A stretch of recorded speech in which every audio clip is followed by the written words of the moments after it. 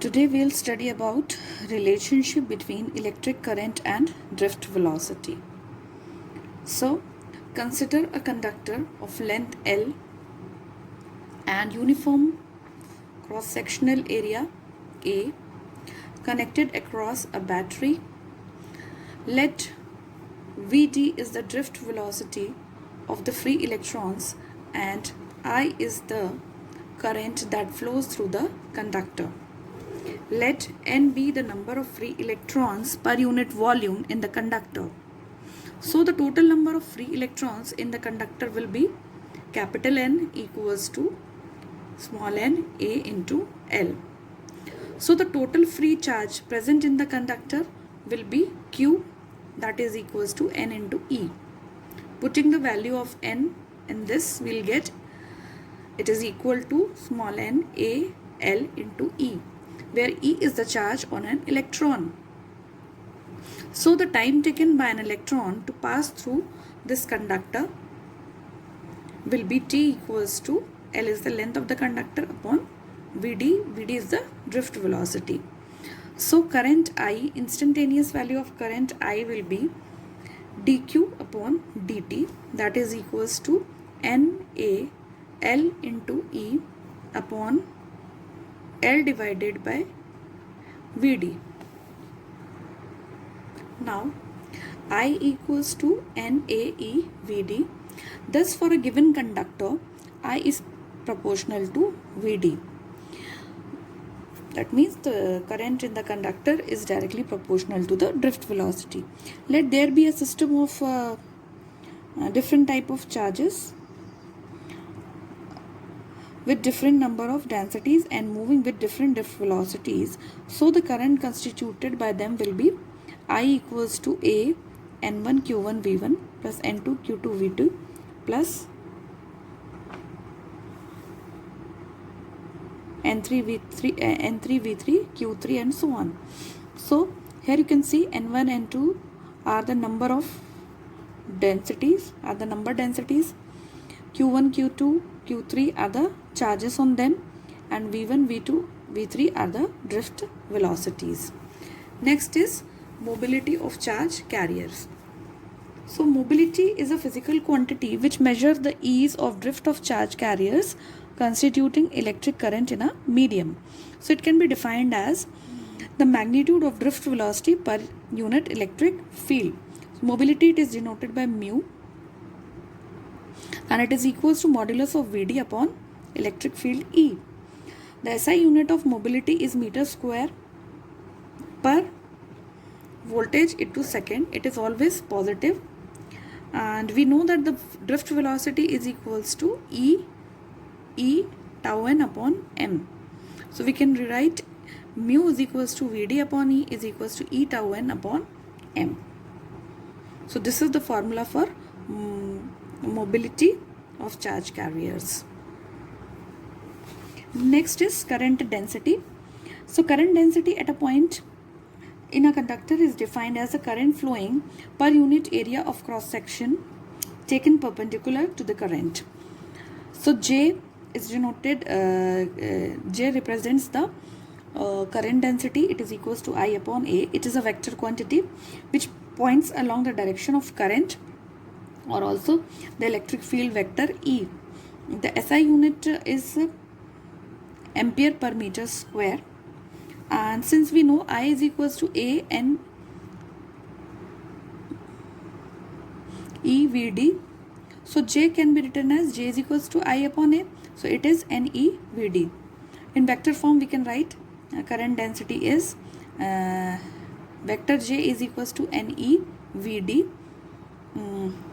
Vd is a vector and Ne is the charge carrier density whose SI unit is coulomb per meter cube. For positive charge carriers, Vd is in the same direction as E, hence J is along E. For negative charge carrier, Vd is opposite to E and hence J is along E. Hence we conclude that the current density has same direction as the electric field. Next is Ohm's law. This law was discovered by a German physicist G.S. Ohm in 1828. It relates the potential difference applied across a conductor to the current that flows through it. So, Ohm's law, it states that the current flowing through a conductor is directly proportional to the potential difference applied across its ends, provided the physical conditions of the conductor like temperature, density, etc. remains the same. So mathematically we can write I is proportional to V, or we can write V is proportional to I, or we can write the ratio V upon I is equals to R. This R is the constant of proportionality, is called the resistance of a conductor.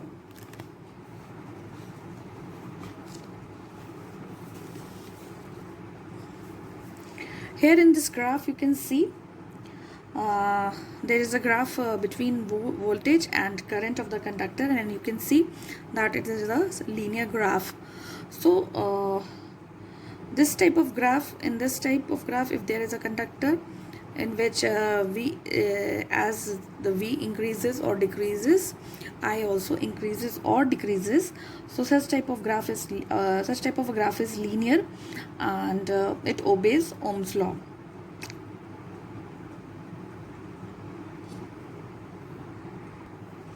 Next is resistance of a conductor. So resistance in general is the measure of physical obstruction to or hindrance caused by the medium to the directional movement of charge carriers. So for example, resistance of a conductor is a measure of the opposition caused by the atoms or electrons to the drifting electrons. And in an electrolyte, the resistance is the opposition caused by electrolyte in the movement of positive and negative ions. It is called the internal resistance. The order of magnitude of resistance of a dry human body is about 10 kilo ohm. If one accidentally touches the live wire of high power line, he gets a strong shocks, even it is fatal. It is because even the current of the order of 10 raised to power minus 3